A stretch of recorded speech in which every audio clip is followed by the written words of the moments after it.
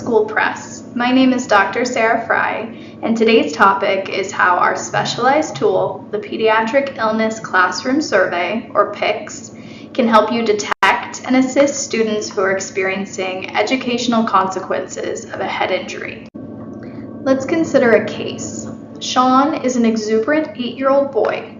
He was recently riding his scooter without a helmet when he inadvertently hit the curb, causing his forehead to forcefully strike the pavement. The immediate result was transient loss of consciousness and 2 episodes of vomiting. He was confused upon awakening. Sean's Glasgow Coma Scale upon arriving at the ER was 12, which falls at the upper edge of the moderate range of severity. After a CT scan revealed a small right frontal contusion, he was admitted for observation. Staff and parents observed post-traumatic amnesia lasting about 1 day. Sean was discharged after a 48-hour stay and told to rest before returning to school. His parents promised to follow up with his pediatrician. It may come as no surprise to you that there is a statistical mismatch between the number of Seans seen in the emergency room and the number of Seans who are identified under the educational category of TBI. This disparity is true even when we exclude from comparison those children with minor head injuries, also known as mild concussions, where the risk of subsequent neurocognitive and school problems are known to be less. In case you don't know this, moderate injury is sometimes defined as post-traumatic amnesia, which is referring to the interval during which no new retrievable memories are formed, that lasts more than 24 hours, but less than 7 days. Likewise, severe injury is sometimes defined as post-traumatic amnesia lasting more than 7 days.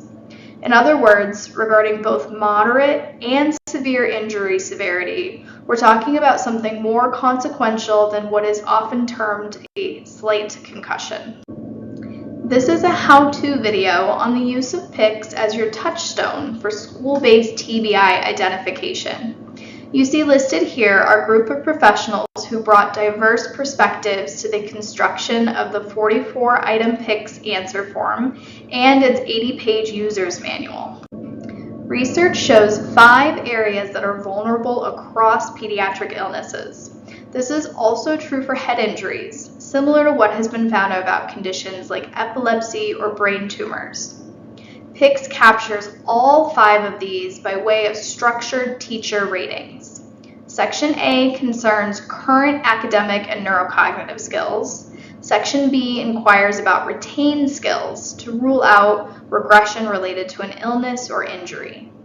Section C taps classroom productivity, like getting work done. Section D ascertains adjustment, fitting in when illness or injury is present. Section E assesses being present so that you can benefit from instruction. It's self-evident that generic psychopathology-centric behavior rating scales would fail to provide you with this sort of information. Items are arranged with options indicating increasing teacher concern. There are subscripts to help with structured interpretation, as you'll soon see. Item 27, seen here, comes from Section C. As you might suspect, students post-injury can experience lethargy. Even with mild injuries, about 1/4 of children may be found to be easily fatigued 3 months after the occurrence. Also notice that item 27 is a red flag item. If a student appears drowsy or lethargic in class, then his or her physician should probably be notified. PICS is criterion referenced. Let's look at the criteria that one school district adopted to indicate a failed screening for its students with a known head injury. We use a district that adopted uncomplicated criteria to make things more understandable. Other videos on our channel reveal how different criteria are often formulated for Section 504, for example. What we see here are the threshold levels that would constitute a failed screening. Subscripts are provided for each item to simplify interpretation.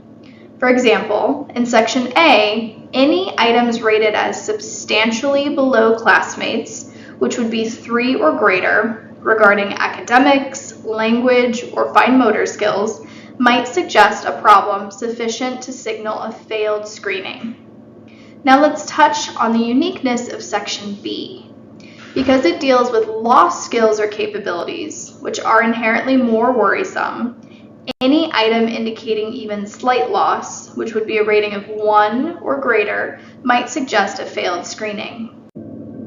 Unlike most disabilities, with TBI, there is a before and after. Educators are unlikely to be involved in the initial diagnosis of TBI, but they can detect a worsening condition.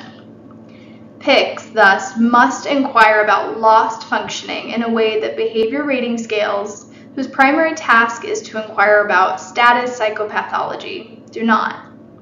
Think about the importance of observations like these. Expressive language skills looked one way before the injury and another way after. Fine motor coordination looked one way before, another after. Same thing for short-term memory and executive functions. Section D, school adjustment and interpersonal status, as well as Section E, attendance and time out of class, also use a threshold of 3 or greater to indicate a failed screening in this school district. As you might suspect, in your school district there would be a 2-step process. First, establish criteria. This step requires at least one person, like a school psychologist, with measurement training. The second step might sometimes be handled by a school nurse or someone without formal training in measurement and assessment. It's up to each district to decide.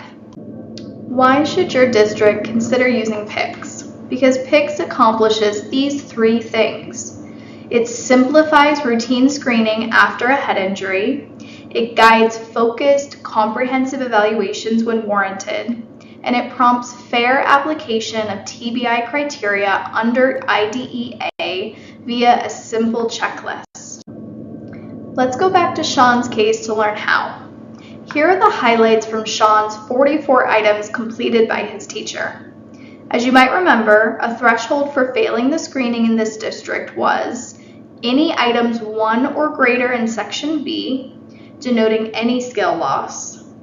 Any items 3 or higher in Section B, moderate problems or greater. And likewise, any items 3 or higher in Section D, moderate problem or greater. I would like to point out that the answer form includes a number of item-specific parenthetic statements to boost clarity and enhance reliability. For example, item 25 concerns behavior regulation. But in parentheses, the teachers offered supplemental guidance clarifying that the items concern managing behavior, verbalizations, and emotions.